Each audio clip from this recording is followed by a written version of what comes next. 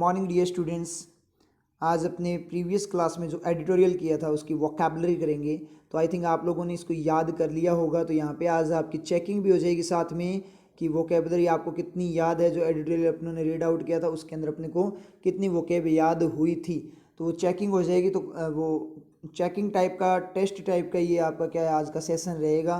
पहले वोकैब आएगी, उसके अंदर आपको क्या करना है, उस वोकैब का जल्दी जल्दी मीनिंग बताना है मुझे लाइव प्रीमियर में, लाइव चैट में आपको मीनिंग बताना है कि इसका मीनिंग क्या होता है। उसके बाद में उसका अपने कंप्लीट एनालिसिस करेंगे। तो एडिटोरियल जो आपका था वो कौन सा था, wrong priorities on keeping religious places open during a pandemic. Wrong priorities वाला जो अभी अपने प्रीवियस क्लास में किया था वो एडिटोरियल था।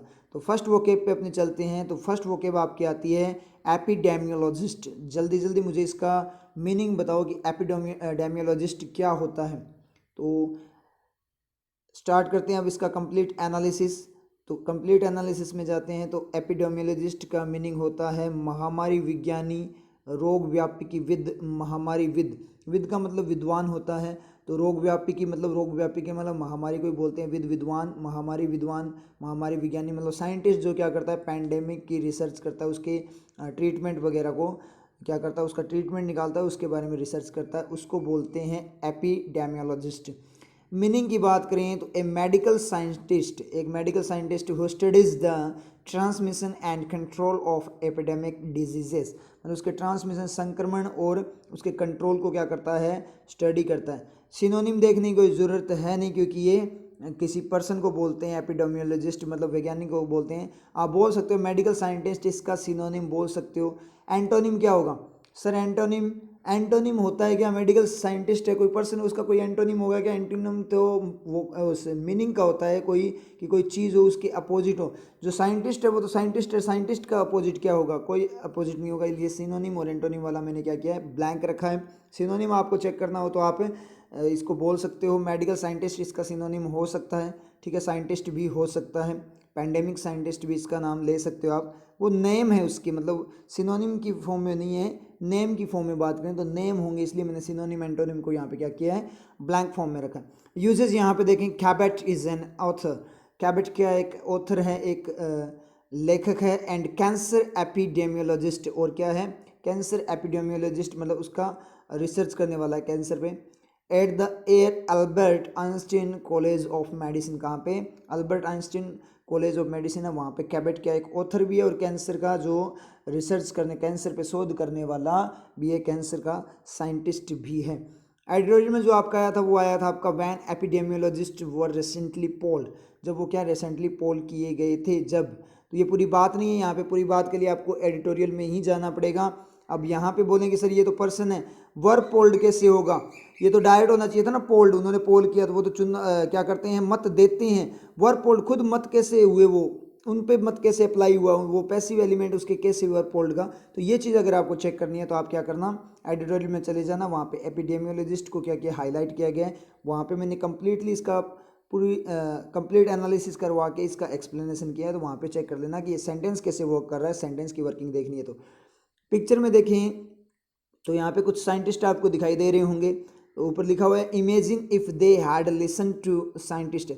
इमेजिन करो, सोचो अगर उन्होंने साइंटिस्ट का की बात सुनी होती तो बिल्कुल सही है। जब भी कोई दिक्कत होती है, प्रॉब्लम होती है, महामारी वगैरह आती है, या फिर कोई भी सिचुएशन आती है, क्राइसिस वगैरह आते हैं, मान ली फ्लड वगैरह, कुछ भी बाढ़ वगैरह कुछ भी आता है, तो साइंटिस्ट क्या करते हैं, पहले ही बता देते हैं कि ये प्रोटेक्शंस आपको करनी है। गवर्नमेंट को भी बता देते हैं, लोगों के लिए भी बता देते हैं। लेकिन होता क्या, ज़्यादातर साइंटिस्ट की सुनी नहीं जाती। तो ये बोला है कि इमेजिन करो अगर साइंटिस्ट की बातें सुनी जाती तो क्या होता, क्या होता, बिल्कुल सही होता, चीज़ें इतनी ज़्यादा वर्स्ट नहीं होती, ये बात इसने बोली है। अब इसको यूज़ करो तो एपिडेमियोलॉजिस्ट आप यूज़ कर सकते हो, एपिडेमियोलॉजिस्ट। एपिडेमिक आप बोलते हो, एपिडेमिक क्या होता है अपना, महामारी होता है। तो अपने बोलें कि अभी एपिडेमिक चल रहा है, तो अभी कोई भी एपिडेमियोलॉजिस्ट जो है कोरोना की क्या नहीं कर पाया, मेडिसिन नहीं ला पाया, कोई भी मेडिसिन अभी तक नहीं है, मतलब आपका स्टेबल ट्रीटमेंट अभी तक कोरोना का नहीं आया। तो आप घर पे बोलो कि एपिडेमियोलॉजिस्ट क्या कर रहे हैं, दिन रात एक कर रखी है उन्होंने, क्या करने के लिए, कैंसर का ट्रीटमेंट निकालने के लिए। लेकिन एपिडेमियोलॉजिस्ट उसको फाइंड आउट नहीं कर पा रहे। तो इस तरीके से ये बात आप बोल सकते हो। और ऐसे भी बोल सकते हो कि एपिडेमियोलॉजिस्ट को अपने को क्या करना चाहिए, सबको बोलो अपने फ्रेंड्स वगैरह को कि जो एपिडेमियोलॉजिस्ट है उनको क्या करो, सपोर्ट करो, ज़्यादा से ज़्यादा सपोर्ट करो, ताकि वो क्या करें, इस जो डिजीज़ है, ये बहुत बड़ी महामारी है, जो प्रॉब्लम क्रिएट हुई है, उसका सोल्यूशन निकाल सके, उनको ज़्यादा से ज़्यादा मोटिवेट करो। इस तरीके से आप बोल सकते हो, तो आपको वो क्या भी याद हो जाएगी। नेक्स्ट वन में अपने बात करें तो नेक्स्ट में आया है सोबर। सोबर का मीनिंग क्या होता है, जल्दी जल्दी मुझे सोबर का मीनिंग बताओ। सोबर, सोबर क्या होता है, चलते हैं इसके कंप्लीट एनालिसिस पे। तो सोबर का मीनिंग होता है तर्कपूर्ण, शांत। तर्कपूर्ण का मतलब जो रियलिस्टिक फॉर्म में हो कोई पर्सन, समझ में चीज़, प्रैक्टिकल सोच रखता हो। शांत, गंभीर, ठीक है। शांत होता है ये संयमी, संयम रखने वाला, धैर्य वाला व्यक्ति। शांत करना, शांत करना एक्शन की फॉर्म में बात करें, शांत करना भी होता है। मीनिंग में आए बिकम मोर रियलिस्टिक, ज़्यादा रियलिस्टिक बनना। रियलिस्टिक का मतलब यथार्थवादी, प्रैक्टिकल चीज़ें, रियल जो फैक्ट है उन पे ध्यान देना, ना कि उल्टे सीधे कुछ भी बोल देना। मतलब जो रियल फैक्ट है, फैक्ट के अकॉर्डिंग बात करना, उसको बोलते हैं बिकम मोर रियलिस्टिक, ठीक है। सिनोनिम की बात करें, एब्सटेनिमस, एब्सटेमी एब्सटेमियस है, सॉरी एब्सटेमियस। एब्सटेमियस का मतलब होता है संयमी, संयम रखने वाला, ठीक है। प्रैक्टिकल, प्रैक्टिकल होता ही है जो रियल चीज़ों को लेकर चले, यथार्थवादी फॉर्म में। एब्सटिनेंट का मतलब भी होता है आपका संयम, धैर्य वाला, संयम रखने वाला, संयमी, ठीक है। उसके बाद में एंटोनिम्स की बात करें तो ब्लिज्ड। ब्लिज्ड का मतलब होता है अटैकिंग फॉर्म में, मतलब आक्रमण टाइप का। फ्रिवलस का मतलब होता है आपका, मतलब बिल्कुल भी ध्यान न देने वाला, कोई चीज़ पे गंभीरता से काम न करने वाला, बेहुदा बोल सकते हो। एंटोनिम वहाँ पे गंभीर हो गया, मतलब बहुत ज़्यादा डेप्थ में जाकर काम करता है सोबर जो होता है वो। और फ्रिवलस होता है उसको केयरलेस होता है एक टाइप का, उसको बोलते हैं अपने। यूजेस की बात करें, ही हैज़ सोबर्ड मी अप, उसने मुझे क्या किया, शांत किया। सोबर्ड मी अप, अप का मतलब बनाए रखना, मतलब शांत बनाया मुझे। एडिटोरियल में देखें, इन मोर देन वन कंट्री, एक से ज़्यादा कंट्री में, शुड सोबर डाउन गवर्नमेंट्स, क्या करना चाहिए, गवर्नमेंट को सोबर करना चाहिए। सोबर डाउन का मतलब शांत करना चाहिए। शुड का सब्जेक्ट ढूंढोगे कहीं नहीं मिलेगा आपको, क्योंकि इन मोर देन वन कंट्री को इन खा गया, ठीक है।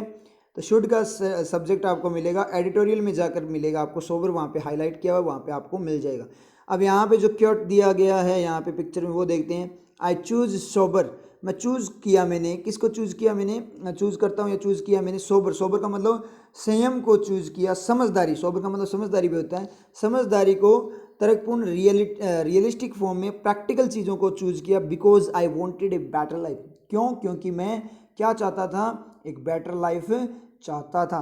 कि मैंने क्या किया, समझदार रहना, प्रैक्टिकल होना, प्रैक्टिकल साइंटिफिक अप्रोच को क्या किया, चूज़ किया, क्योंकि मैं एक ज़्यादा अच्छी लाइफ चाहता था। और आई स्टे सोबर, और मैं क्या करता हूँ, सोबर रहता हूँ, प्रैक्टिकल फॉर्म में रहता हूँ। बिकॉज, क्योंकि आई गॉट वन, क्योंकि मुझे ये लाइफ, वन किसके लिए, लाइफ के लिए, क्योंकि ऐसी लाइफ मुझे मिली है, इसलिए मैं प्रैक्टिकल फॉर्म में रहता हूँ और बेटर लाइफ। बिल्कुल सही बात है। अगर आप सोबर फॉर्म में रहोगे, नॉनसेंस फॉर्म में नहीं रहोगे, प्रैक्टिकल फॉर्म में रहोगे, सारी सिचुएशंस के फैक्ट को देखकर बात करोगे, तो आप क्या होगे, आपकी लाइफ बेटर बनेगी। समझ में आ रही चीज़।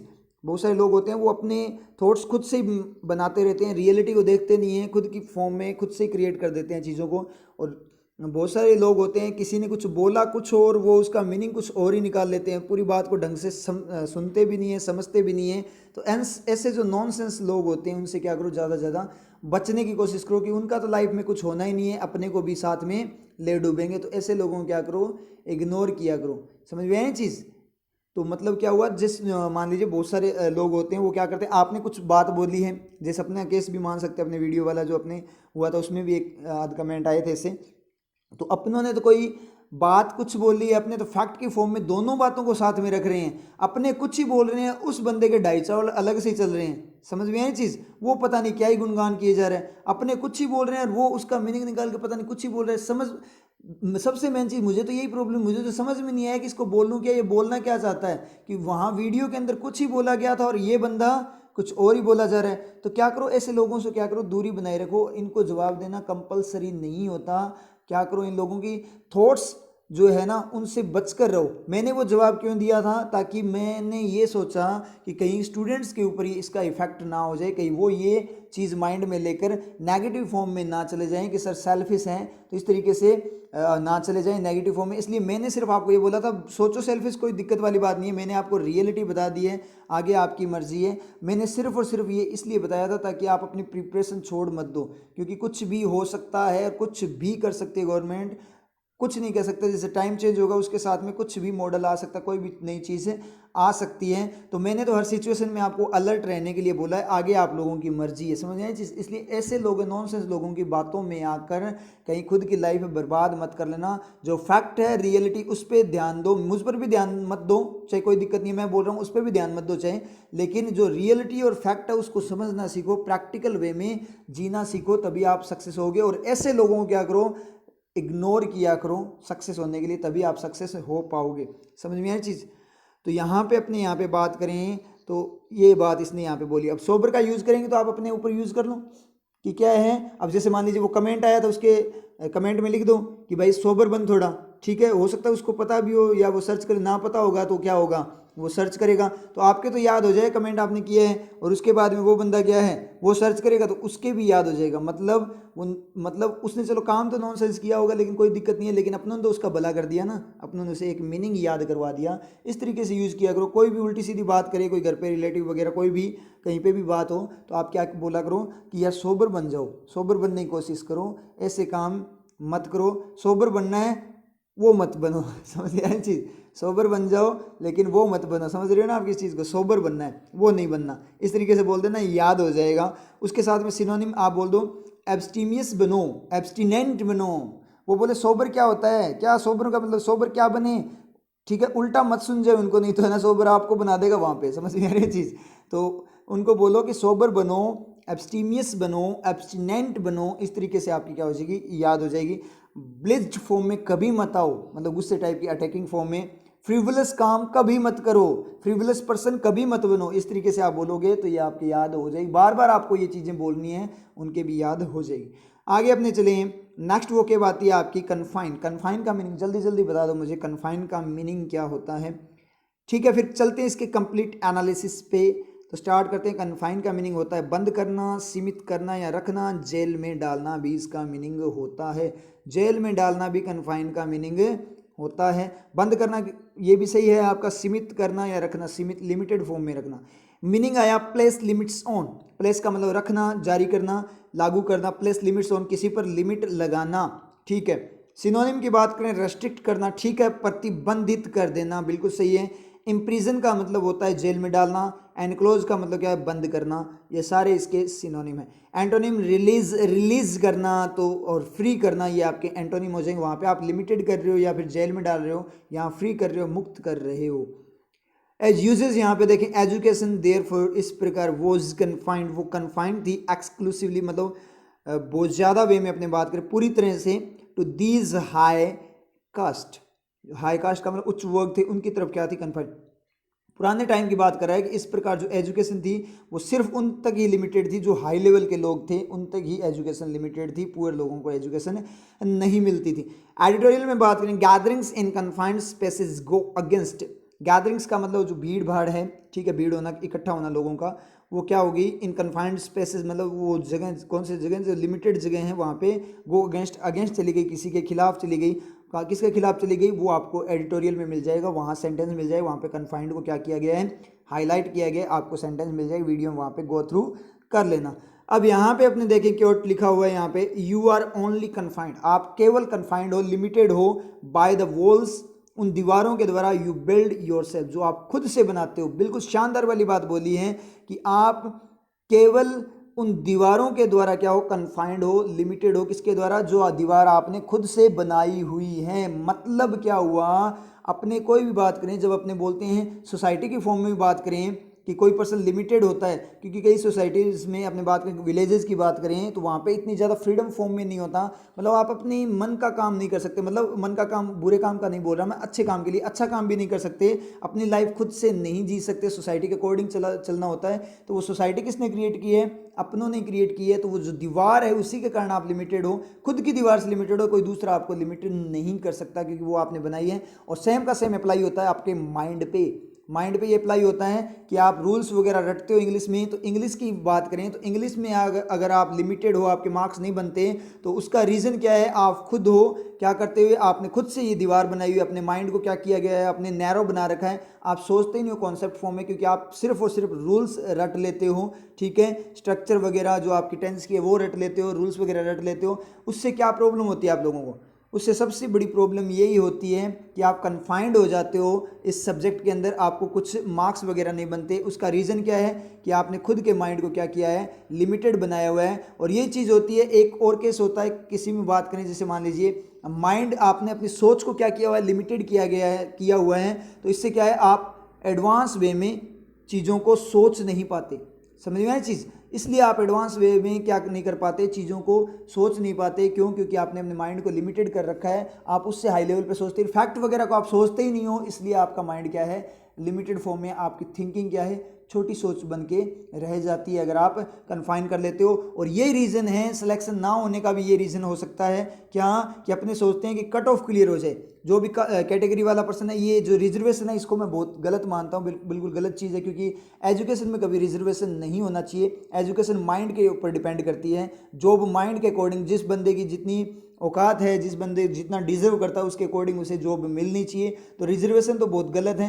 ठीक है, और मैं ये बोल भी सकता हूँ क्योंकि मैं खुद ओबीसी कैटेगरी का हूँ, तो मैं रिजर्वेशन के खिलाफ हूँ। आप ऐसे मत सोचो कि सर जनरल के हैं इसलिए सर ये बातें बोल रहे हैं कि इनको रिजर्वेशन चाहिए, कि हमें भी रिजर्वेशन दो या हटाओ, क्योंकि इनके साथ बुरा होता है। जनरल कैटेगरी में रिजर्वेशन आ चुका है। ईडब्ल्यूएस वाला, इकोनॉमिकली वीकर, वो ठीक है, इकोनॉमिकल वीकर वाला ठीक है। इकोनॉमी की फॉर्म में कि बच्चा क्या नहीं कर पाता, पेमेंट वगैरह नहीं दे पाता, इतनी ज़्यादा अफोर्ड नहीं कर पाता, तो वो सही है। लेकिन अपने बात करें कास्ट के बेस पे रिजर्वेशन गलत है, क्योंकि SC ST OBC वगैरह जो अपने बात करें उनमें ज़रूरी नहीं होता कि वो बहुत ज़्यादा पुअर हो, कोई ज़रूरी नहीं है। तो ये रिजर्वेशन क्या है? रिजर्वेशन सिर्फ और सिर्फ क्या किया गया था स्टार्ट के अंदर, आज़ादी के बाद सिर्फ 5 ईयर्स के लिए लाया गया था। क्या करने के लिए? ताकि इन वीकर सेक्शन को, जिनके साथ बहुत बुरा होता है, उनको क्या किया जाए? बराबर लाया जाए। उसके बाद बंद करना। लेकिन उसके बाद में क्या हो गया? पॉलिटिक्स ने क्या कर दिया, जो नेता वगैरह है, पॉलिटिक्स ने अपना सबसे बड़ा वोट बैंक हथियार बना लिया इसको, रिजर्वेशन को, इलेक्शंस के लिए।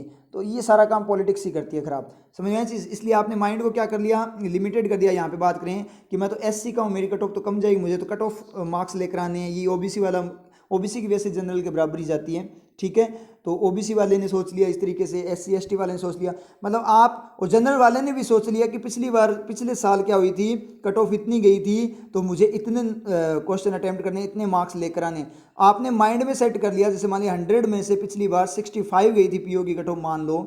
ठीक है, तो मुझे तो 100 में से 65 मार्क्स लेकर आने हैं, ये सोचकर आप जाते हो, तो आपका जो माइंड है वो लिमिट हो जाता है। कहाँ पे लिमिट हो जाता है? उन 65 मार्क्स तक लिमिट हो जाता है, इसलिए आपके मार्क्स नहीं बनते। जितना आपकी मैक्सिमम लिमिट ही 65 मार्क्स की आपके माइंड की, तो उससे ज़्यादा तो आप वैसे नहीं ला सकते, उससे कम ही आएंगे, इसलिए अपना सिलेक्शन रुक जाता है। तो आप ऐसे सोचते क्यों हो? आप ऐसे सोचो कि मैं 100 आउट ऑफ 100 लेकर आऊँगा, 100 में से 105 लेकर आऊँगा, 5 नंबर मैं राइटिंग के लेकर आऊँगा। देखो राइटिंग के मार्क्स आपको नहीं मिलेंगे ऑनलाइन एग्जाम के अंदर। ठीक है, तो वो सोचने वाली बात है। और या फिर ये ऐसे सोचो ना कि मैं इंडिया टॉप करूंगा, मतलब तैयारी ऐसे करूं, मुझे इंडिया टॉप करना है। जब आप इंडिया टॉप करने के लिए, अब बोलने से सिलेक्शन नहीं होगी, सर मैंने बोला था इंडिया टॉप करूंगा लेकिन मेरा तो सिलेक्शन हुआ ही नहीं।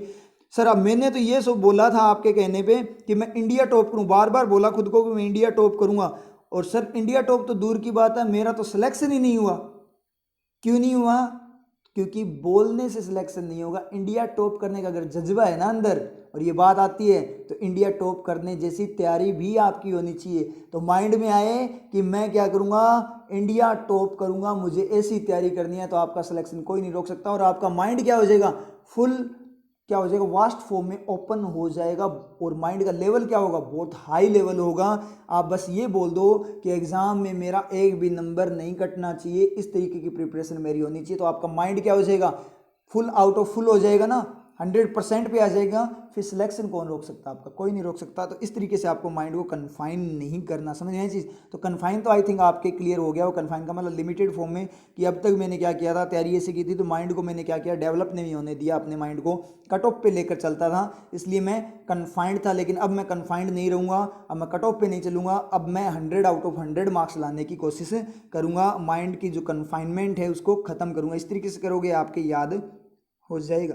नेक्स्ट वन में अपने बात करें तो नेक्स्ट वन में आपका आता है रीफ्लोट। अब जल्दी जल्दी मुझे इसका मीनिंग बता दो कि रीफ्लोट का मीनिंग क्या होता है। चलते हैं इसके कंप्लीट एनालिसिस पे। तो एनालिसिस में चलें। रीफ्लोट का मतलब होता है पुनरुत्थान करना, मतलब वापस से फ्लोटिंग। फ्लोट का मतलब क्या होता है? तैरना, तैराना, ठीक है। वापस से तैराना मतलब पुनरुत्थान करना, वापस से सही करना। मीनिंग है set afloat again. Set afloat again का मतलब तैराना, उसको वापस सेट अफ्लोट, तैराने की फॉर्म में वापस से कर देना, मतलब वापस से सही करना उस चीज़ को, सिचुएशन को सही करना। फ्लोट का मतलब तैरना वगैरह होता है, या तैराना, तैरना, ठीक है, फ्लोटिंग होना। सिनोनिम हो जाएगा एंटोनिम स्टे इन प्लेस, मतलब जहाँ है वहीं पे पड़े रहना। एक तो होता है तैराना मतलब चलना, मूवमेंट की फॉर्म में, और स्टे इन प्लेस का मतलब जिस सिचुएशन में उसी सिचुएशन में पड़े रहना, मतलब वहाँ से जैसे इकोनॉमी डाउन होगी तो इकोनॉमी उसी लेवल पे पड़ी रहनी। और रीफ्लोट का मतलब वापस से उसको इंप्रूवमेंट लाना है, वो आपका क्या हो जाएगा? अब इसका एंटोनिम हो जाएगा स्टे इन प्लेस। यूजेस यहाँ पे देखें, heavy equipment was brought into the area. Heavy equipment, उपकरण लाया गया एरिया में on Sunday night, Sunday night को, टू रीफ्लोट द शिप, शिप को रीफ्लोट करने के लिए, वापस तैराने के लिए, ठीक है। एडिटोरियल में देखें, the priority today is to refloat crippled economy, ठीक है। क्रिपल्ड इकोनॉमी को रीफ्लोट करने की क्या है आज आवश्यकता है, ये आपका एडिटोरियल में वहाँ गो थ्रू कर लेना। अब यहाँ पे अपने बात करें तो पिक्चर में देखें एक शिप है, उसको क्या है, ये इक्विपमेंट वगैरह लगे हुए हैं, और ये क्या कर रहे हैं, इस शिप को क्या कर रहे हैं, वापस से वहाँ पे या तो उसके अंदर, पानी के अंदर रख रहे हैं, उसको सेट कर रहे हैं, या फिर रीफ्लोटिंग वगैरह करवा रहे हैं, वापस से तैराने की कोशिश कर रहे हैं, मतलब या फिर गड़बड़ हो चुकी है तो उसको सही करके वापस से क्या किया जा रहा है। ये जो आपका यूजेस वाला सेंटेंस यहाँ पे फिट हो रहा है, उसको रीफ्लोट किया जा रहा है शिप को, ठीक है। अब रीफ्लोट को अपने यूज़ करें तो जैसे मान लीजिए अपना सिलेक्शन अब की बार नहीं हुआ IBPS वगैरह में, तो अपने क्या बोलेंगे, अब मैं वापस से तैयारी करके रीफ्लोट करूँगा। और बहुत सारे बच्चों की क्या है, तैयारी भी छूट चुकी है लॉकडाउन के चक्कर में, ठीक है। तो एग्ज़ाम आपके कभी भी हो सकते हैं, कुछ नहीं कह सकते, हो सकता है 15-20 दिनों में ही हो जाए, नहीं होगा, इतना भी नहीं होगा, ये कुछ ज़्यादा हो गया, ठीक है। 15-20 दिनों में तो नहीं हो सकता है नेक्स्ट मंथ में हो जाए, हो सकता है उससे नेक्स्ट मंथ में हो सकता है 2020 में हो ही ना हो, ठीक है। कोई भी सिचुएशन हो सकती है, हो सकता है 2 महीने के अंदर अंदर हो जाए, हो सकता है 3 महीने में हो जाए, ठीक है। हो सकता है पूरे 2020 में ही ना हो, 2020 में हो ही ना हो, कुछ भी हो सकता है। बात अपने फैक्ट पे करेंगे, नॉनसेंस बातें बिल्कुल नहीं करेंगे, मतलब कुछ भी हो सकता है, कभी भी एग्जाम आपके हो सकते हैं। आपको प्रिपरेशन रखनी है, क्योंकि एक बार प्रिपरेशन छूट गई, एक बार आपकी क्या हो गई, आप क्या हो गया, ब्रेक होगी पूरी पूरी प्रिपरेशन, तो वापस से बैकअप करना इतना इजी नहीं होता, क्योंकि आप लोगों ने बहुत टाइम दिया है। एक बार आपने छोड़ दी प्रिपरेशन वगैरह तो वो कंटिन्यूटी नहीं बन पाएगी, वो सीटिंग वगैरह वो सारा कुछ नहीं बन पाएगा, समझ में आ रही है चीज़। और वो क्या होगा आपका, जैसे मान लीजिए हाथ भी नहीं चलेंगे आपके, जैसे कैलकुलेशन वगैरह में, समझ में आई चीज़, जंग लग जाएगी आपको। इसलिए ऐसा काम मत करो, फ्लो में चलते रहो। वेले बैठे वैसे भी क्या कर रहे हैं, तो साथ साथ क्या करते रहो, प्रैक्टिस करते रहो, ये ज़रूरी है। तो ये बात इसने बोली है, तो आप क्या बोलोगे कि मैं वापस से मेरी प्रिपरेशन को रीफ्लोट करूँगा। घर पे बोलो चाहे कि अब है ना, मैंने है ना क्या करना है, बहुत टाइम हो गया, अब मुझे वापस से मेरी प्रिपरेशन रीफ्लोट करनी है। और जिनकी प्रिपरेशन चल रही है वो बोले अपने फ्रेंड्स को कि रीफ्लोट करो, हमारी तो ऑलरेडी फ्लोटिंग फॉर्म में है ही, रीफ्लोट करने की हमें ज़रूरत नहीं है, फ्लोटिंग चल रही है, लेकिन आप लोग रीफ्लोट करो। इस तरीके से आप क्या करो, यूज करो, वो कैब आपके याद हो जाएगी। नेक्स्ट वन में अपने बात करें, नेक्स्ट वो कैब आती है आपकी क्रिपल्ड। अब जल्दी जल्दी मुझे इसका मीनिंग बताओ कि क्रिपल्ड होता क्या है। वो कैब ईजी है, कोई दिक्कत नहीं है इस एडिटोरियल की। क्रिपल्ड का मीनिंग बताओ। चलते हैं इसके कंप्लीट एनालिसिस पे। तो एनालिसिस में बात करें, क्रिपल्ड में विकलांग, बिगाड़ना, अपंग करना, ठीक है। विकलांग, बिगाड़ना, अपंग करना। मीनिंग है डिसएबल्ड, डिसएबल की बात कर रहा है, डिसएबल विकलांग को बोलते हैं। सिनोनिम है आपका डैमेज, डैमेज, डैमेज का मतलब, डैमेज मतलब खराब करना। रून का मतलब बिगाड़ना होता है, ये इंजर का मतलब चोट पहुंचाना, अपंग करना, बिगाड़ना, ठीक है, ये होता है आपका। एंटोनिम की बात करें, हेल्प, हेल्प करना। एक तो क्या कर रहे हो आप, क्रिपल कर रहे हो, किसी को विकलांग बना रहे हो, उसको खराब कर रहे हो, ठीक है, डिसेबल कर रहे हो, डैमेज कर रहे हो, और एक हेल्प कर रहे हो तो उसको सपोर्ट कर रहे हो, इसका अपोजिट है। रिपेयर का मरम्मत करना, बिल्कुल सही है। इंप्रूव करना मतलब सुधार करना, ये भी आपका एंटोनिम सही है। यूजेस की बात करें, that is a crippling cost disadvantage.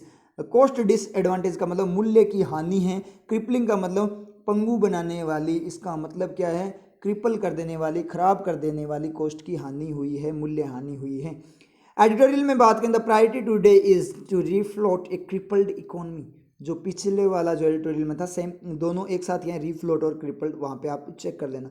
यहाँ पे कोई पर्सन दिखाया जिनका नाम है निक वुजिसेक।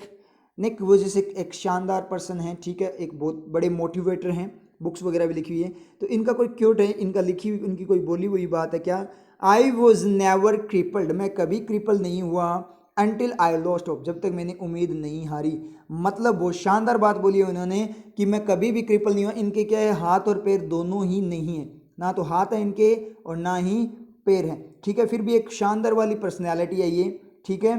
मतलब बहुत तगड़े वाले मोटिवेटर हैं, पता नहीं कितने लोगों को इंस्पायर करते हैं ये।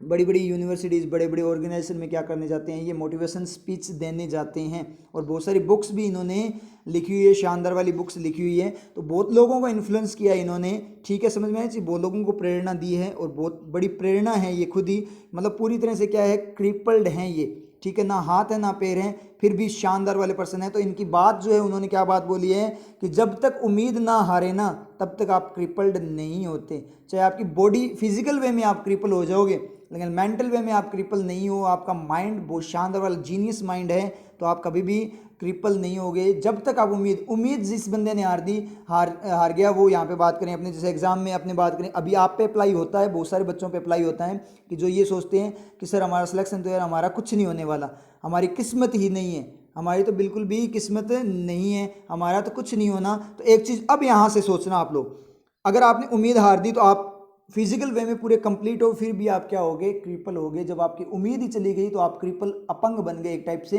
अपंग का मतलब ये नहीं है फिजिकल डैमेज होना, समझे, अपंग का मतलब होता है कई लोग की सोच भी क्या होती है, अपंग होती है, क्रिपल्ड होती है, वो ज़्यादा सोच भी नहीं पाते, वो भी क्रिपल्ड है। अब यहाँ आप लोग बोलते हो हमारी किस्मत नहीं है, तो मुझे एक बात बताओ, ये पर्सन आज एक बहुत बड़ा नाम है इस पर्सन का, ठीक है, इनको आप सर्च कर लेना, गूगल करके देख लेना। आप लोग बोलते हो, जैसे मान ली बहुत सारा टाइम हो गया आपको कि हर बार मैं रह जाता हूँ या रह जाती हूँ एग्ज़ाम के अंदर जो सिलेक्शन से, ठीक है, कितनी मेहनत कर लो, कितने मार्क्स ले हो, लेकिन मेरा सिलेक्शन प्री हो जाता है तो मेंस रह जाता है, कुछ भी मतलब नहीं निकलता, ठीक है। तो ये अगर आपके माइंड में आ रही है तो एक बार आप इस पर्सन को सोच कर देखो कि ये बंदा अगर बोल देता कि मेरी किस्मत तो वैसे ही नहीं है, भगवान ने मुझे कुछ दिया ही नहीं, ना हाथ दिए ना पैर, मैं तो करूँगा क्या, मैं तो मरने भीख मांगने लग जाता है। ये पर्सन ओनली भीख पे जीता कि बस मुझे तो भीख मांग कर पेट पालना है अपना, ठीक है, हाथ पैर ना होते हुए। जब ये बंदा जिसके हाथ पैर ना होते हुए भी इस बंदे ने उम्मीद नहीं आ रही और आज एक स्टार है, सेलिब्रिटी की फॉर्म में, मतलब बहुत ज़्यादा नाम है इस पर्सन का, पूरी दुनिया जानती है इनको, आप सर्च करके देख लेना चाहिए, बहुत बड़ा नाम कमाया इन्होंने, बुक्स वगैरह बहुत लिखी है, बहुत सारे काम किए इन्होंने, ठीक है, मोटिवेशन शानदार वाला देते हैं। तो एक बार बताओ, ये पर्सन आज इस मुकाम पे होता क्या, तो उसकी तो किस्मत तो बचपन से ही खराब थी। तो किस्मत वगैरह कुछ खराब नहीं होती, किस्मत वगैरह कुछ नहीं होती, जो कुछ होता है वो क्या होता है, आप खुद हो कि आप क्या हो, वो चीज़ सबसे ज़्यादा मायने रखती है। हाँ, स्ट्रगल जरूर होता है, समझ में आया चीज़, लेकिन वो चीज़ मायने रखती है। चाहे कितना ही तगड़े वाला स्ट्रगल हो, किस्मत वगैरह चाहे कितनी खराब हो, कुछ मीनिंग नहीं होता किस्मत वगैरह का, समझ में आया आप लोगों के। अगर आप में जज्बा है तो आपको कोई नहीं रोक सकता। हाँ, टाइम लग जाएगा, स्ट्रगल लगेगा, स्ट्रगल होगा, लेकिन आप एक दिन बहुत बड़े इंसान बनो, बहुत हाई लेवल पे जाओगे अगर आप में जज्बा है कुछ करने का। ये चीज़ आप ध्यान रखना हमेशा, समझ में आ रही है ना बात, वो जज्बा खत्म नहीं होने देना, और जितना ज़्यादा स्ट्रगल करोगे उतना ही लेवल आपका हाई होगा एक्सपीरियंसेस के साथ, ये बात है। और सेम के सेम अगर अपने बात करें स्टीफन हॉकिंस की, तो उनकी भी ऐसी ही कंडीशन थी, उनका तो पूरी बॉडी पैरालाइज हो गई थी। तो वो पर्सन भी क्या बोल देते, वो भी ये बोल देते कि मैं तो लाइफ में कुछ भी नहीं कर सकता, मेरी तो किस्मत ही नहीं है, मेरी तो बॉडी पैरालाइज होगी पूरी की पूरी। तो अगर वो ये सोच लेते तो इतनी बड़ी बड़ी शानदार रिसर्च उन्होंने, जो स्पेस वगैरह की इतनी तगड़े वाली रिसर्च, इतने शानदार शानदार प्रेडिक्शन उन बंदे ने किया है, और इतनी शानदार रिसर्च, इतना बड़ा साइंटिस्ट, इतना बड़ा नाम था उनका, वो कभी नहीं कर पाते, इतना बड़ा नाम कमाकर कभी नहीं जाते वो। समझ में आ रही है आप लोगों को, अगर उस बंदे ने उम्मीद छोड़ दी, उनका सिर्फ एक फिंगर काम करती थी और वो जो था उनका माइंड वर्क करता था, सिर्फ उन्होंने अपने माइंड के दम पर पूरी दुनिया को जीत लिया एक टाइप से। समझ में आ रही है चीज़। और उन्होंने ये बात बोली भी थी कि आई एम कन्फाइंड, किसमें, I am confined in wheelchair, मैं क्या हूँ, व्हीलचेयर में कन्फाइंड हूँ, but my mind is not confined, लेकिन मेरा दिमाग कन्फाइंड नहीं है, लिमिटेड नहीं है। हाँ, मेरी बॉडी क्या है, कन्फाइंड व्हीलचेयर में लिमिटेड हो सकती है, लेकिन मेरा माइंड क्या है आपका, इसमें क्या नहीं है, कन्फाइंड नहीं है, मेरा माइंड लिमिटेड नहीं है, मेरा माइंड बहुत वास्ट है, तो मैं अपने माइंड से कुछ भी कर सकता हूँ। और उन्होंने किया भी है, साबित किया है। अब सोच कर देखो, आप तो एक सिलेक्शन ना हुआ, छोटी सी बात बोल सकते हो आप एक टाइप से, इनके सामने तो बहुत छोटी बात है ही नहीं, दूर दूर तक नहीं है अपनी जो अपना ना सिलेक्शन होना। जब ये बंदे बॉडी इनकी साथ नहीं दिया, इनका इतना बड़ा स्ट्रगल था इन लोगों ने, इन्होंने उम्मीद ना हारते हुए अपने जज्बे के साथ में इन्होंने इतना बड़ा काम कर दिखाया, तो आप तो पूरे पूरे हो ना, आपकी बॉडी तो कंप्लीट है, फिर आप ऐसे काम क्यों कर रहे हो? समझ में आया? इसका मतलब क्या, आप तो उनसे भी तगड़े विकलांग हो, तो किस्मत वगैरह कुछ नहीं होती। इसलिए बोला है मैंने, ये बात इसलिए बताई, इतना टाइम इसलिए लगाया मैंने, ताकि आप लोगों को ये चीज़ें, नेगेटिविटी खत्म करो, इनकी तरह पॉजिटिव बनो, इन लोगों की तरह पॉजिटिव बनो।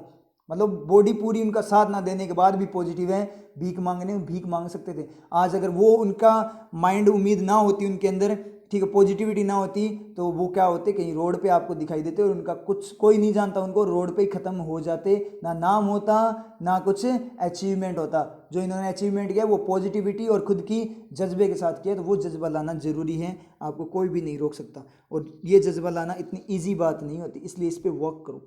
नेक्स्ट वोकेब पे चलें, तो नेक्स्ट वोकेब में इसने बोला है ऑनस। ऑनस का मीनिंग मुझे जल्दी जल्दी ऑनस का मीनिंग बता दो, उसके बाद में इसका एनालिसिस करते हैं। ठीक है, फिर चलते हैं इसके कंप्लीट एनालिसिस पे।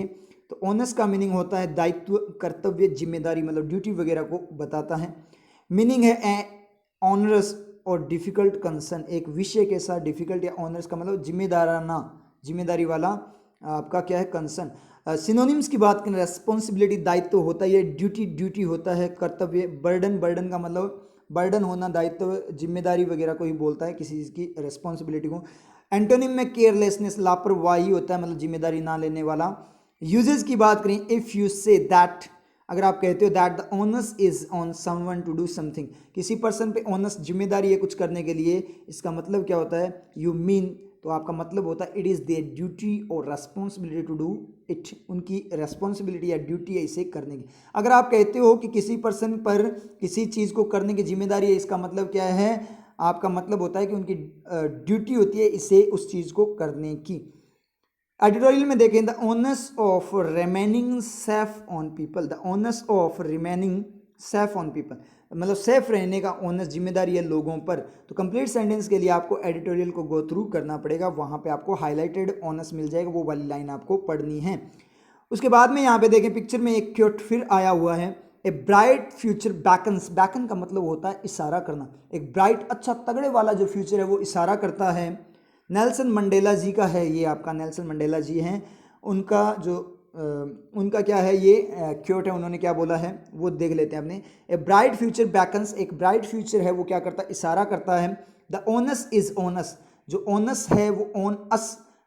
अब ओन अस, अब यहाँ पे ये भी मत कर देना गड़बड़ की, सर ओनस है ना तो ये गलत लिख दिया उन्होंने, ये वोकेब होती है, ये ओन अस था सर, ये ओन अस था, ओनस जो था ओनस था, ये साथ साथ स्पेस नहीं दिया सर, ये भी तो हो सकता है ना कि स्पेस ना दिया हो बाई चांस, प्रिंटिंग मिस्टेक। नहीं, ओनस आपका क्या होता है, जिम्मेदारी। अब इसको क्या, ओन अस का मतलब क्या होता है, देखो यहाँ से मीनिंग भी ले सकते हैं अपने, ओनस का मीनिंग तो अब आपके याद हो जाएगा। ऑन अस, दोनों को अलग अलग पढ़ो, हमारे ऊपर, तो हमारे ऊपर क्या होती है, जिम्मेदारी होती है ना, ओनस आपका याद हो गया।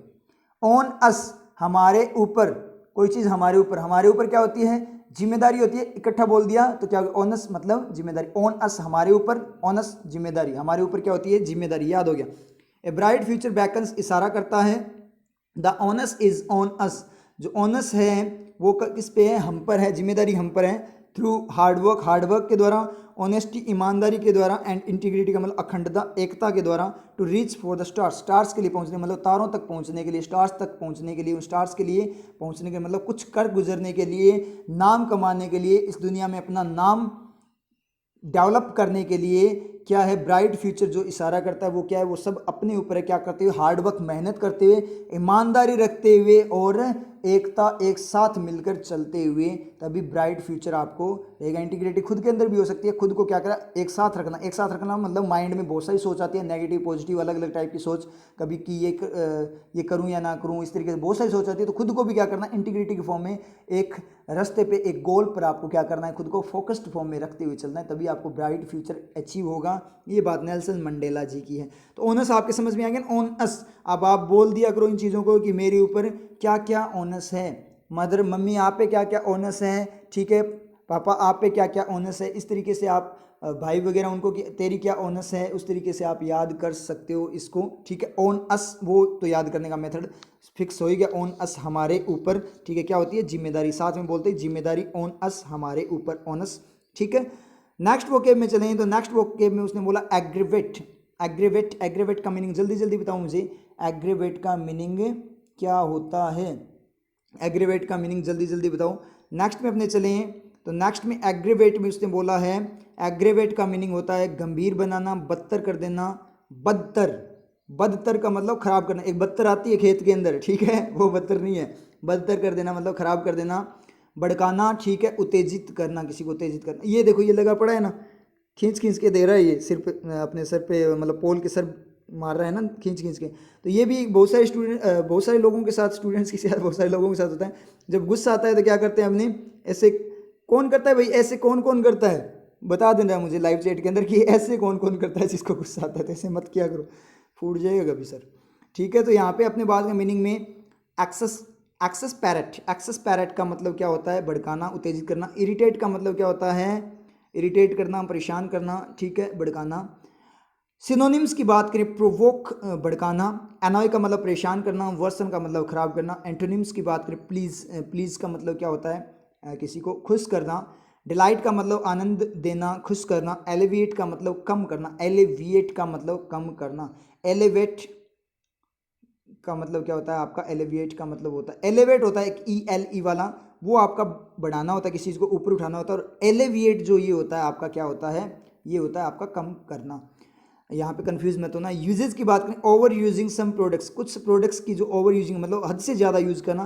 कैन एग्रीवेट, वो द वेरी कंडीशन, कंडीशन को ख़राब कर सकते हैं। They are mean to alleviate, जिस कंडीशन को उनको सही करने के लिए यूज किया जाता है, जिनका मीनिंग क्या है, उनको एलिवेट करना। और जिस कंडीशन को सुधारने के लिए जिनका मीनिंग होता है, अगर उन्हीं प्रोडक्ट्स की अपने यूज़ ज़्यादा करने लग जाए, प्रोडक्ट्स के लिए यूज़ हुआ है आपका दें, तो उन्हीं का अगर अपनी ओवर यूजिंग करने लग जाए तो वो ख़राब भी कर सकता है। समझ में आई चीज़।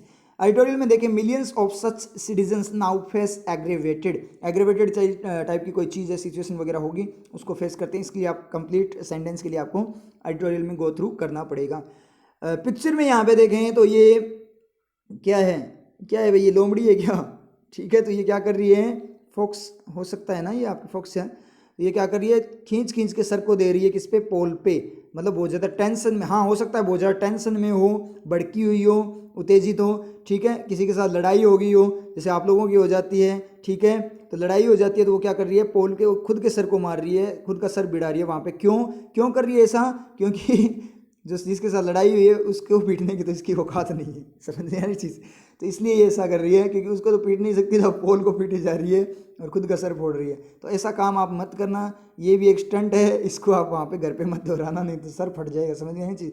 और बहुत सारे गुस्से आने के बाद बहुत सारे लोग ऐसा करते भी हैं। तो ये तो अपने याद हो गया एग्रेवेट। अब आपको क्या करना है कि घर वालों को बोलो कि एग्रेवेट नहीं होना चाहिए, तो घर वाले बोलेंगे एग्रेवेट क्या होता है, तो आप बोलो मैं करके दिखाता हूँ तो ऐसे करके दिखा देना, ठीक है, ऐसे मत करना, ठीक है ना। वो मेंटल हॉस्पिटल ले जाएंगे आपको कि है ना हमारे बच्चे के क्या हो गया, दिमाग वाली होगी, या फिर कुछ तो लोग गांव वाले वो तो ले जाएंगे कि इसके ओपरी की शिकायत होगी, समझ में आई चीज़। तो ऐसा काम मत करना, बस ये तो नॉर्मल वे में यहाँ से आपको याद हो गया होगा। अगर ज़्यादा ही याद ना हो ना फिर तो कर लेना, कोई दिक्कत नहीं है, अपने को याद ही करना है, चाहे किससे भी याद करें। नेक्स्ट वोकेब में चलें तो नेक्स्ट वोकेब में इसने बोला है, नेक्स्ट वोकेब जो आती है वो है आपकी एंक्सस। एंक्सस का मीनिंग जल्दी जल्दी बता दो मुझे, एंक्सस का मीनिंग क्या है, जल्दी जल्दी इसका मीनिंग बताओ, उसके बाद अपने चलते हैं इसके कंप्लीट एनालिसिस पे। तो स्टार्ट करते हैं एनालिसिस इसका। एंक्सस का मीनिंग होता है व्याकुल, चिंतित, चिंताग्रस्त, बेचैन। ये रहा, ये बैठा हुआ दिख रहा है, इसकी बात अपने बाद में करेंगे, एक बार इसको पढ़ लेते हैं। चिंताग्रस्त बेचैन, शोइंग एंग्जाइटी, बेचैनी को शो करना, ठीक है। नर्वस सिनोनिम है नर्वस, ठीक है। चिंतित, वरीड चिंतित बिल्कुल सही है। स्केर्ड डरा हुआ भी आपका हो सकता है, ठीक है। स्केर्ड भी आपका सिनोनिम है डरा हुआ मतलब बेचैन फॉर्म में। कॉन्फिडेंट एंटोनिम है इसका, मतलब कॉन्फिडेंट, एक तो बेचैन चिंतित और एक कॉन्फिडेंट, बिल्कुल कॉन्फिडेंस के साथ जो अपने को बनना है और जो अपने हैं, तो वो आपका इसका अपोजिट। काम, शांत, कूल, कूल होना मतलब बिल्कुल शांत स्वभाव का, मतलब जिसको टेंशन फ्री पर्सन को बोलते हैं कूल गाय, ठीक है। यूजेस यहाँ पे देखें, we are all anxious about your health, हम आपकी हेल्थ के बारे में एंक्सियस चिंतित हैं। एडिटोरियल में देखें, show anxious crowding in many situation, anxious का मतलब चिंताग्रस्त, चिंता पैदा करने वाली क्राउडिंग थी बहुत सारी सिचुएशन में, इस तरीके से बात हुई थी। पूरे सेंटेंस के लिए आपको एडिटोरियल को गो थ्रू करना पड़ेगा। अब यहाँ पे बात करें अपने, तो ये है कोई पर्सन, ये क्या लटका हुआ सा, देखो कैसे लटक रहा है सर, देखो इसको समझ आए चीज़। तो ये पर्सन क्या है, लटका हुआ सा है, तो ये क्या है आपका एंक्सियस है। ये पर्सन क्या है, बिल्कुल एंक्सियस, चिंतित, बेचैन हो रखा है। आप भी कभी ऐसे बेचैन होते हो क्या? होते हैं ना बहुत सारे। हाँ, ऐसे सर तो नहीं लाते आप लोग, ठीक है, लेकिन ये इसको क्या बता रहा है, बेचैनी को बता रहा है। और इसने अपने देखें तो यहाँ पे क्या ये बैठा हुआ है और बहुत ज़्यादा चिंताग्रस्त फॉर्म में, इसकी आंखें भी आप देख सकते हो, तो मतलब एक चिंतित पर्सन आपको दिखाई दे रहा है। तो ये आपका इसमें दिया गया पिक्चर में। अब एंक्सियस को कैसे यूज़ करोगे, तो आप ऐसे यूज़ करना कि एंक्सियस नहीं होना है किसी को भी, घर वालों को भी बोलो कि कोई ना सिचुएशन ख़राब है तो क्या हुआ, लेकिन एंक्सियस नहीं होना। सिचुएशन ख़राब हुई तो क्या हुआ, लेकिन एंक्सियस अपने को नहीं होना, किसी को एंक्सियस नहीं होना, अपने कॉन्फिडेंट रहेंगे, कॉन्फिडेंस के साथ इस सिचुएशन को हैंडल कर लेंगे। इस तरीके से आपके याद हो जाएगा।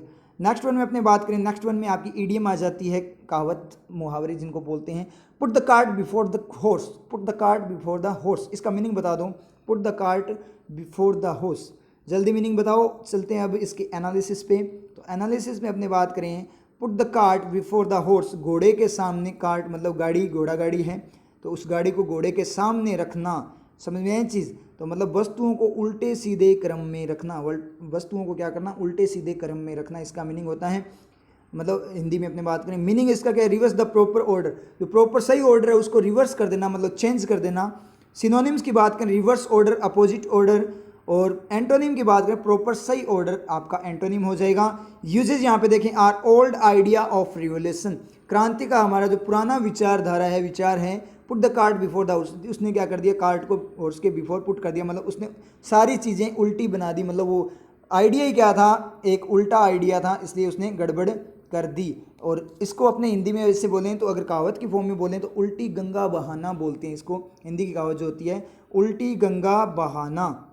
एडिटोरियल में देखें, national policy should not put the cart before the horse, उसे शुड नॉट नहीं करना चाहिए, कार्ट को, हॉर्स की गाड़ी को हॉर्स के सामने पुट नहीं करना, मतलब सिस्टम को उल्टा सीधा नहीं करना चाहिए। पिक्चर में देखें तो ये पर्सन बैठा है आपका गाड़ी के अंदर, घोड़े को क्या करेगा, उसके सामने लगा रखी है, और घोड़ा इसकी सब तरफ क्या कर रहा है, स्माइल पास कर रहा है। स्माइल पास तो करेगा, देख मज़े आ रहे हैं क्या, दोनों आपस में बातें करते हुए जा रहे हैं, ठीक है। तो उल्टा सीधा हो गया ना सारा का सारा, समझ में आई ना। घोड़ा देखो कितनी मस्त स्माइल पास कर रहा है, ये उसको देख रहा है, और ये देखो कितनी मस्त स्माइल पास कर रहा है इसके सामने, कि घोड़े को भी मज़े आ रहे हैं कि साथ में चलूँगा तो बातें भी हो जाएगी रास्ते रास्ते में चलते चलते, नहीं तो अकेला चलता होता हूँ, पीछे मैं मुड़ कर देख नहीं सकता, तो मस्त बातें करता जा रहा है। और हो सकता है वैसे हंस रहा हो कि देख कितना बेवकूफ़ है तू, गाड़ी को कैसे लगा रखा है, तो हो सकता है इसकी बेवकूफ़ी पे हंस रहा हो, समझिए चीज़, क्योंकि ये तो क्या सीरियस सा दिखाई दे रहा है, घोड़ा इस पर क्या कर रहा है, हंस रहा है, समझिए चीज़। तो ये अपने याद हो गया, put the cart before the horse, पता ही लग गया कि गाड़ी को क्या करना, घोड़े के आगे रखना। तो इस तरीके से आप उल्टे सीधे क्रम में कोई करता हो काम तो उसको बोल दिया करो, don't put the cart before the horse, ठीक है। हॉर्स के सामने गाड़ी को मत रखो, इस तरीके से आप बोलो। तो वो बोले मैंने घोड़े के सामने गाड़ी कहाँ रखी है, तो उनको बोलना बेवकूफ़, ये ईडियम होती है, डायरेक्ट मीनिंग नहीं होता इनका, समझ में आए चीज़। तो इस तरीके से आपके याद हो जाएगा यूजेस। नेक्स्ट वन में अपने बात करें, प्रिवलेंस, नेक्स्ट वोकेब जो आपकी है वो प्रिवलेंस है, ठीक है। जल्दी जल्दी मुझे इसका मीनिंग बताओ।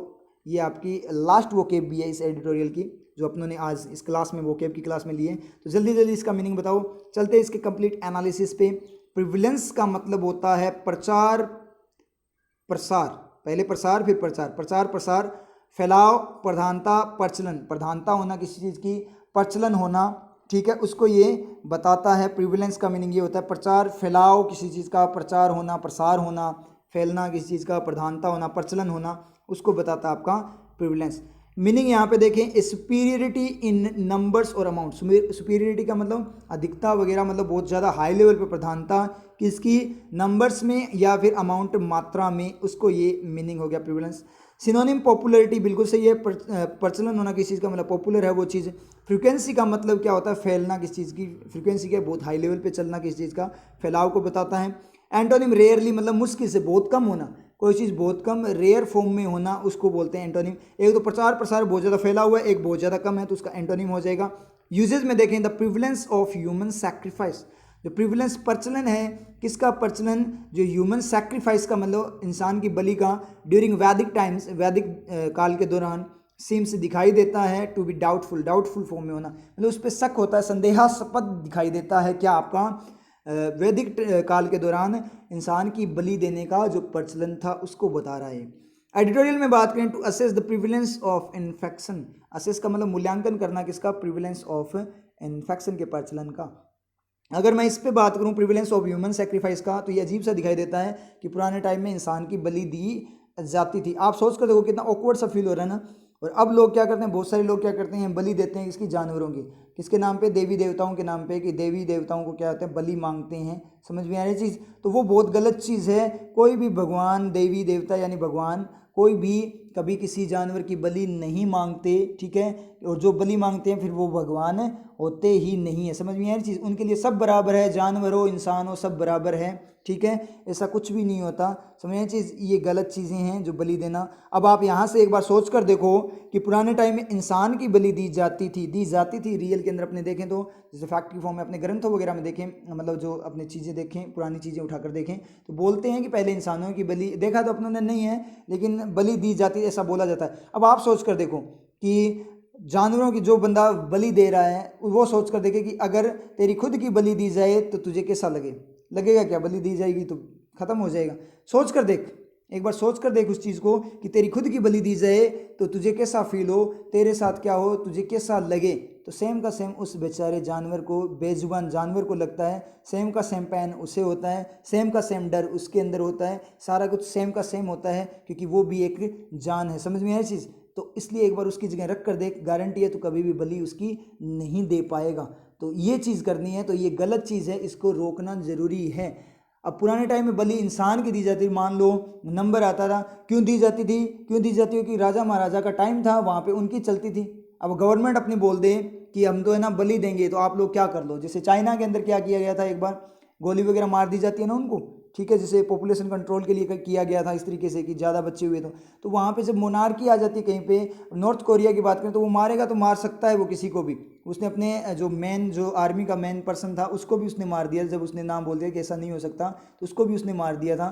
तो सोचने वाली बात है, जो राजा महाराजा थे तो उनकी चलती थी, तो वो बोलते थे कि बलि देनी है तो देनी ही है, चाहे कुछ भी हो जाए, अपने कुछ नहीं कर सकते थे। वही वाला केस ये बता रहा है। तो सोच कर देखो, तो इसलिए जो जानवरों की बलि है उसको रोको, उसका अपोज करो ज़्यादा से ज़्यादा, क्योंकि वो गलत चीज़ है, वो भी एक जीव है, वो भी एक जान है, उसमें भी एक आत्मा है। समझ में आई चीज़, उसके भी पेन होता है, उसको भी जितना अपने को फील होता है वो सब कुछ उसे भी फील होता है। अपने पास तो वैसे भी फैसिलिटीज़ बहुत ज़्यादा, उसके पास तो कोई फैसिलिटी भी नहीं है। समझ में आ रही चीज़, तो ये चीज़ आप ध्यान रखना।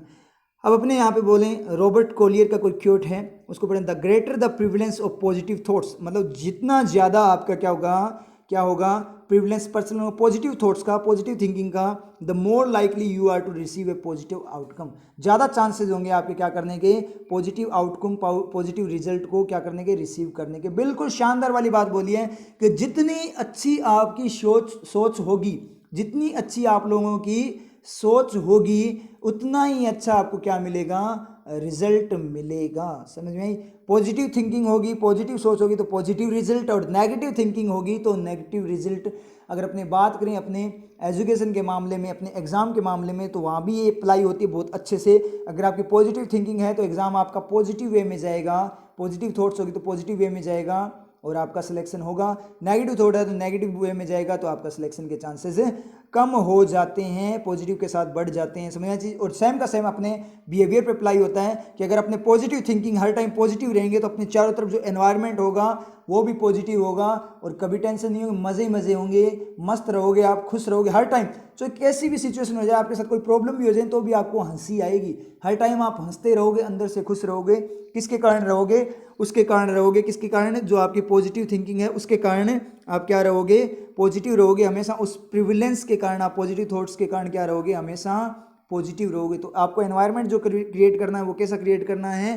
पॉजिटिव एनवायरनमेंट को आपको क्या करना है? क्रिएट करना है अपने चारों तरफ। इसलिए नेगेटिव थॉट्स को आपको क्या करना? खत्म करना। और जिन भी लोगों की नेगेटिव थॉट्स होती है उनसे आपको ज़्यादा से ज़्यादा बचने की कोशिश करनी है, क्योंकि नेगेटिव थिंकिंग अगर आपकी आती है तो आपका एनवायरनमेंट होता है वो नेगेटिव क्रिएट होगा। वहाँ पे आप कुछ नहीं कर पाओगे। हर टाइम से कितनी खुशी वाली बात हो, आप सैड ही रहोगे, दुखी रहोगे अगर नेगेटिव थॉट्स है, क्योंकि आपका माइंड ही नेगेटिव है। इसलिए पॉजिटिव थिंकिंग आपको क्या करनी है? जनरेट करनी है। ये बात उसने बोली है। और प्रिविलेंस का आप बोलोगे तो प्रिविलेंस आप यूज़ कर लो कि इस टाइम पे क्या चीज़ चल रही है। जैसे फैशन की फॉर्म में बात करेंगे कि फैशन की फॉर्म में अपने बात करें तो फैशन में अभी किस चीज़ की प्रिविलेंस है, इस तरीके से आप इसका यूज़ कर सकते हो कि प्रिविलेंस किस चीज़ की है। तो इस तरीके से आप यूज़ करते जाओ। घर पे बताओ कि आज इस चीज़ का दौर चल रहा है तो अब ये प्रिविलेंस है। अब डिजिटल इंटरफेसिंग, डिजिटल बैंकिंग का प्रिविलेंस है तो आप डिजिटल चीज़ों को सीखो। स्मार्टफोन्स का प्रिविलेंस है, इंटरनेट का प्रिविलेंस है। इस तरीके से यूज़ करोगे, आपके याद हो जाएगा। समझ में आया? तो ये आज अपनी क्या थी, आज के एडिटोरियल, जो कल वाला एडिटोरियल था उसकी वोकेब थी। इसको रिवाइज कर लेना और बार बार इसको गो थ्रू कर लेना, मतलब बार बार इसको रिवाइज करो और खुद की लाइफ में इन वर्ड्स को यूज़ करो तो आपके क्या होगा? याद होगा। प्रैक्टिकल अप्रोच को यूज़ करो, जो साइंटिफिक अप्रोच है उसको यूज़ करो कोई भी चीज़, कोई भी सब्जेक्ट करने की। ठीक है, फिर मिलते हैं नेक्स्ट क्लास में। जीवन में सदा मीठे स्वभाव और सरलता से ही लक्ष्य नहीं साधा जा सकता। दीवार पे कुछ लगाना हो तो कील की आवश्यकता पड़ती है। मात्र परिश्रम और सरल स्वभाव से सफलता अधिक समय टिकती नहीं। उसके लिए अपने निर्णयों में दृढ़ता, कठोरता और नुकीलापन लाना पड़ता है। इस कील की भांति ऊपर से सपाट और नीचे से नुकीली।